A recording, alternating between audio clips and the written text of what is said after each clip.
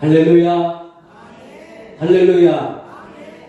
예수님이 부활하셨습니다. 예수님이 다시 살아나셨습니다. 죽음을 이기시고 다시 살아나셨습니다. 십자가의 모든 고통을 다 이기시고 살아나셨습니다. 그 부활의 예수님을 구주로 믿으며 하나님께 예배를 드리기 위해서 나온 모든 성도님들, 신령과 가정들마다 부활의 승리의 은혜와 축복과 권능으로 우리 주님께서 지키시고 세우시고 붙들어 주시기를 주님의 이름으로 축복합니다. 옆에 사람들과 함께 인사하겠습니다. 예수님이 부활하셨습니다. 집사님 삶에도 부활의 축복이 있을 겁니다. 장모님 삶에도 부활의 축복이 있을 겁니다. 권사님, 집사님 삶에도 부활의 축복이 있을 겁니다. 가슴에 손을 얹고 우리 자신을 이렇게 축복하겠습니다. 나는 부활을 믿는 사람입니다.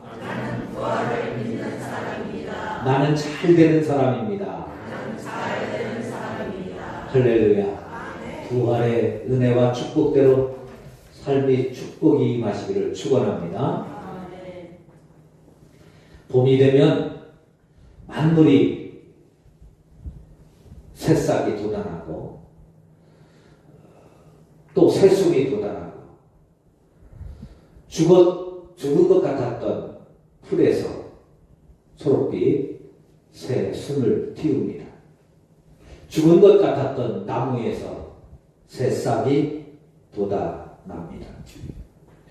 죽은 것 같았던 나무가 다시 싹을 틔우고 죽은 것 같았던 풀들이 다시 싹을 틔우며 꽃을 피워가는 이유는 한 가지입니다. 그들 속에 생명이 있기 때문입니다.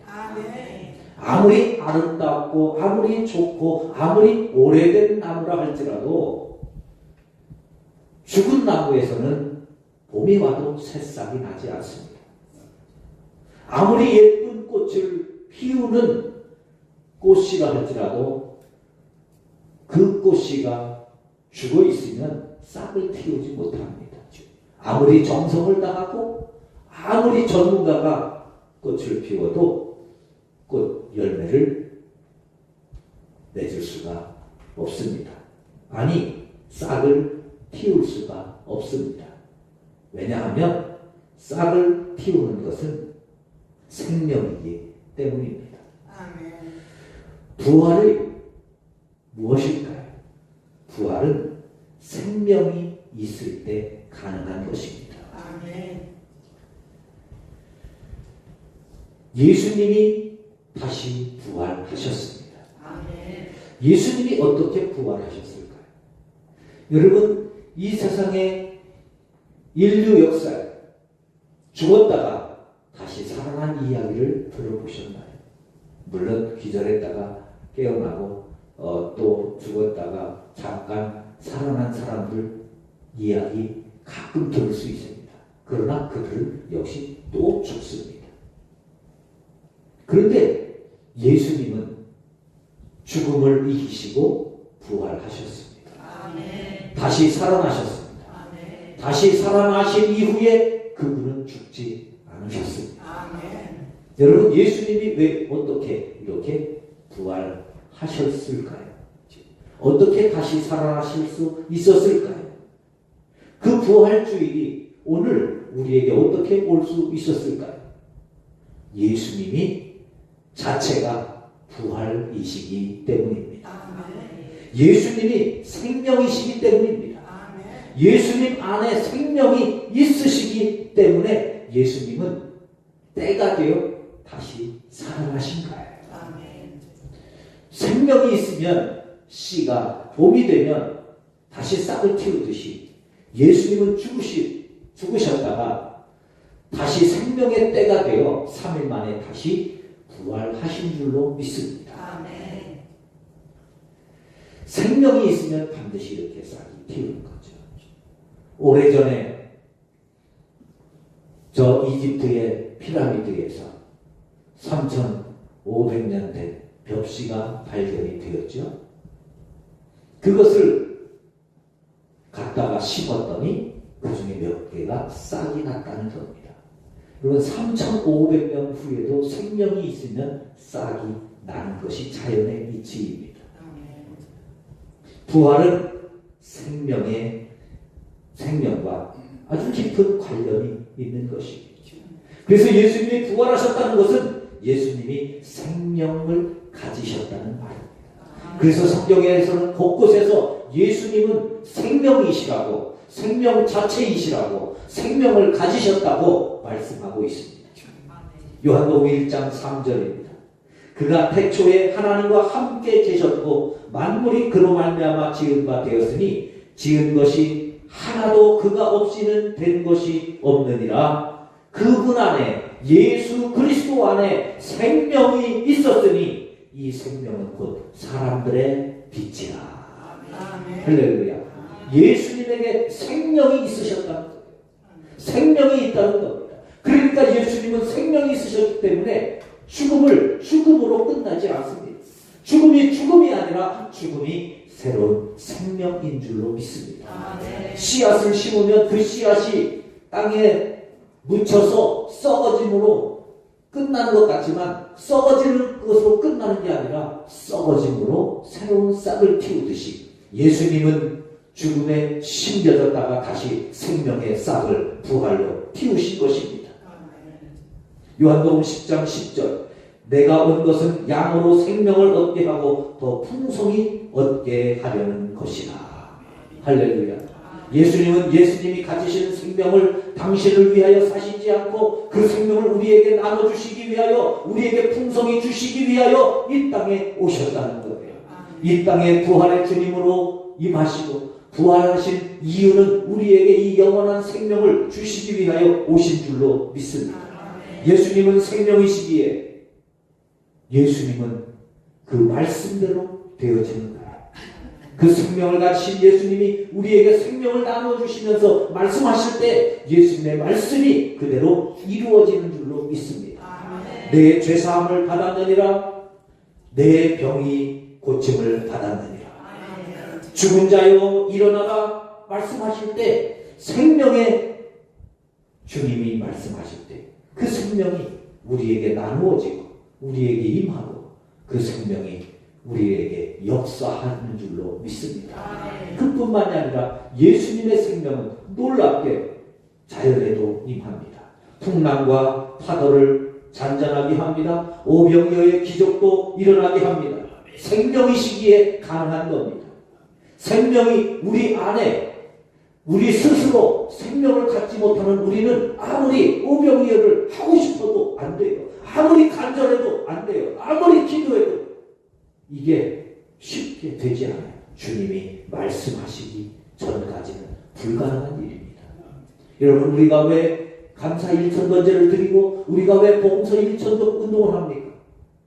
복음서를 읽으면서 예수님이 우리에게 말씀해 주시는 그 음성을 듣기를 소원하기 때문입니다.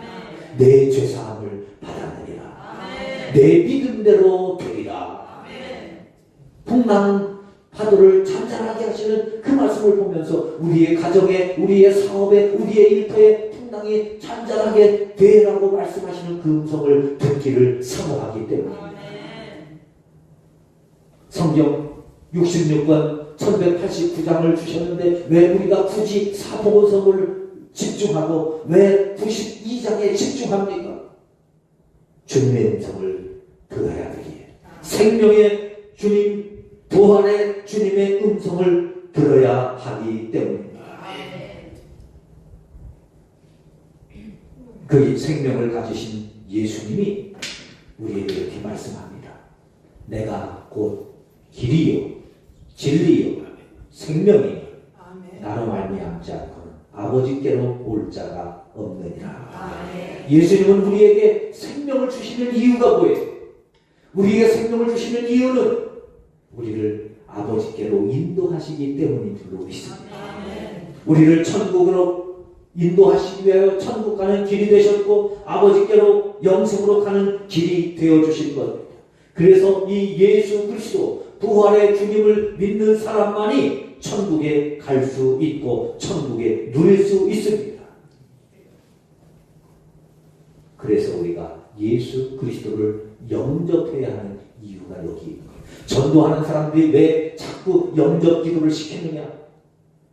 예수 그리스도를 영접해야만 하나님의 자녀가 되고 예수 그리스도를 영접해야만 예수님을 통해서 천국에 갈 수 있기 때문입니다.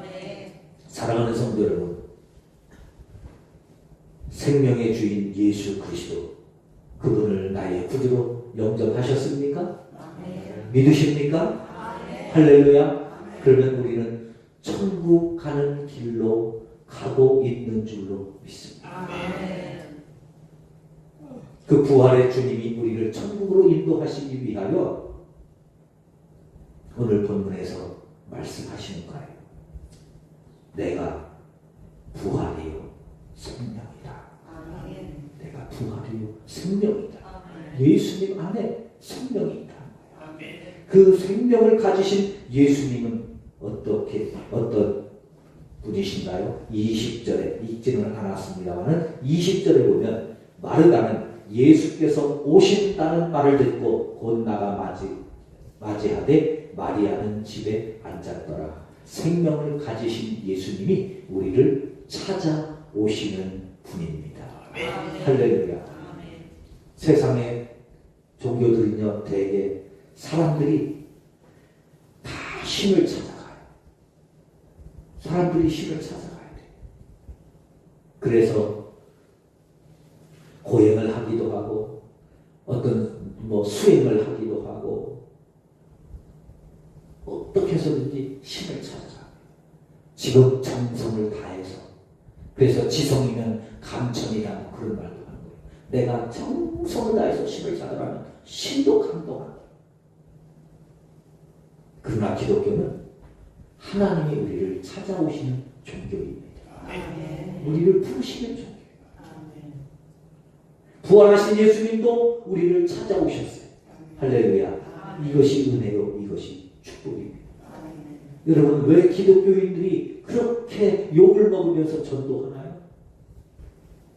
왜 세상 사람들은 이해를 못해요? 왜 당신들 예수 믿고 그렇게 좋으면 그냥 믿으면 되지, 왜 굳이 다른 종교를 있는 나한테도 왜 그러느냐? 싫다는데 왜 자꾸 복음 전도지를 돌리느냐? 여러분, 주님이 찾아가시는 주님이시기에 우리를 통해서, 전도자들을 통해서 그 심령을 찾아가는 줄로 믿습니다. 전도해야 되는 이유. 예수님이 우리를 찾아오시기 때문에 우리는 그저 예수님 앞에 영접하기만 하면 됩니다. 할렐루야. 요한복음 1장 12절. 영접하는 자, 곧 그 이름을 믿는 자들에게는 하나님의 자녀가 되는 권세를 주셨으니. 영접하기만 하면 우리가 하나님의 자녀가 된다는 거예요. 천국 백성이 된다는 겁니다. 하나님의 자녀가 되는 권세를 주셨어요. 아브라함이라는 사람이 있었습니다. 잘 아시죠? 갈대아우리에서 다 갖추고 부족한 것 없이 부유하게 집 살던 그 지역에 유지쯤 되는 사람이었습니다. 근데 딱 한 가지 부족한 게 있었어요. 아들이 없는 거예요. 그때 하나님이 아브라함을 찾아가셨습니다. 그리고 말씀합니다. 창세기 12장 1절. 너는 너의 본토, 친척, 아버지 집을 떠나 내가 내게 보여줄 땅으로 가라. 그곳에서 큰 민족을 이루게 하리라. 내게 복을 주어 창대하게 하리라. 너는 복의 근원이 될 것이다. 아브라함은 자신을 찾아오신 하나님의 이 부름 앞에 순종합니다. 그리고 거기가 어딘지도 모른 채 적지 않은 나이 75세에 고향을 떠납니다. 아버지 집을 떠납니다. 안정된 직장이 있고 안정된 삶이 있고 평화가 있는 그곳을 떠납니다. 그리고 오랜 세월 방황하다가 결국 가나안 땅에, 하나님이 보여주시는 가나안 땅에 드디어 들어가게 됩니다. 그 이후로 아브라함은 복의 근원뿐만 아니라 믿음의 조상이 됩니다.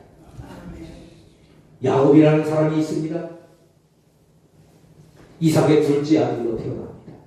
태어날 때부터 둘째로 태어난 것에 대한 아쉬움이 늘 가득 차 있습니다. 얼마나 아쉬웠으면 태어날 때 앞에 먼저 나가는 형의 발 뒤꿈치를 붙잡고 나오겠습니까? 자기가 먼저 가고 싶은 욕망이 그 아무것도 모르는 것 같은 그 태아에게서도 나타나는 것이죠. 태어난 이후에도 계속해서 장남으로 큰아들로 먼저 태어나지 못한 것에 대한 아쉬움이 많았습니다. 결국 그 아쉬움에 집착해서 이 야곱은 아버지와 형을 속이고 형이 받아야 될 축복을 가로챕니다. 아버지와 형을 상대로 사기를 친 것이지요. 결국 들통이 나서 형에게 죽을까봐 야반 도주하게 됩니다. 외삼촌 라반의 집으로 도망하던 가운데 베델에서 잠을 잘 때 하나님이 그 사기꾼 야곱을 찾아오셨습니다. 그리고 그를 만나주셨습니다. 그리고 그에게 말씀합니다. 내가 너를 끝까지 지켜주시겠다고. 아멘. 큰 복을 주시겠다고. 아멘. 야곱은 나를 찾아오신 하나님을 그때서야 만납니다. 그 이후로 외삼촌 집에서 20년 동안 살면서 아버지 형에게 한 번 사기친 그 대가로 10년 동안 10번 사기를 맞습니다. 외삼촌에게 20년 동안 10번 사기를 당해요. 다른 사람도 아니라 외삼촌한테. 그런데도 하나님은 약속을 따라 그에게 큰 거부가 되게 해 주셨습니다. 아멘. 할렐루야. 아멘. 하나님은 이렇게 찾아오시는 분입니다. 아멘. 여러분, 그 하나님이 저와 여러분들을 찾아오셨기에 우리도 예수님을 영접하고 하나님의 자녀가 된 줄로 믿습니다. 아멘. 예수님을 찾아오신 예수님을 나의 구주로 영접한 사람들은 그 예수님의 부활이 곧 나의 부활이 되는 줄로 믿습니다. 오늘 본문 26절입니다. 무릇 살아서 나를 믿는 자는, 부활의 주님을 믿는 자는 영원히 죽지 아니하리니 이것을 내가 믿느냐. 할렐루야. 예수님을 믿는 사람은 죽어도 살고 살아서 믿는 자는 영원히 죽지 않는 이 부활의 생명을 우리도 누리게 된다는 겁니다. 여러분이 얼마나 놀랍고 얼마나 감격스럽고 얼마나 복된 말씀입니까? 죽음이 우리에게 문제가 되지 않는다는 거예요. 사망이 우리에게 문제가 되지 않는다는 겁니다. 절망이 우리에게 문제가 되지 않는다는 겁니다. 낙심이, 저주가, 망하는 것이 우리에게 장애가 되지 않는다는 거예요. 부활의 주님이 우리를 지키시고 우리를 붙드시고 우리를 살리시기 때문입니다. 근데 이 부활을, 예수님의 부활에 참여하기 위해서는 아주 중요한 고비가 있습니다. 이 고비를 반드시 넘어야만 그 부활의 주님이, 부활이 내 부활이 되고 그 부활의 주님이 나의 주님이 되고 그 부활의 권능이 우리의 삶에 예수님의 부활로 나타나게 된다는 겁니다. 그 고비가 뭐겠습니까? 믿음이라는 거예요. 아멘. 믿음입니다. 아멘. 믿음. 아멘. 이것을 내가 믿느냐? 아멘. 이것을 내가 믿느냐? 아멘. 이것을 내가 믿느냐? 아멘. 이 무릎 앞에 빠르다는 대답합니다. 아멘. 그렇습니다. 주는 그리스도시요 세상에 오시는 하나님의 아들이심을 내가 믿습니다. 아멘. 할렐루야. 아멘. 27절 우리 주님 앞에 대답하는 심정으로 다시 한번 읽겠습니다. 시작. 이르되 주여 그러하외다. 주는 그리스도시요 세상에 오시는 하나님의 아들이신 줄 내가 믿나이다. 아멘. 할렐루야. 아멘. 할렐루야. 아멘. 그렇습니다. 마르다는 대답합니다. 주여 그렇습니다. 주는 그리스도시요 세상에 오시는 하나님의 아들이심을 내가 믿습니다. 아멘. 우리도 이렇게 대답하셔야 합니다. 아멘. 주는 그리스도시요 세상에 오시는 하나님의 아들이신 줄 내가 믿나이다. 아멘.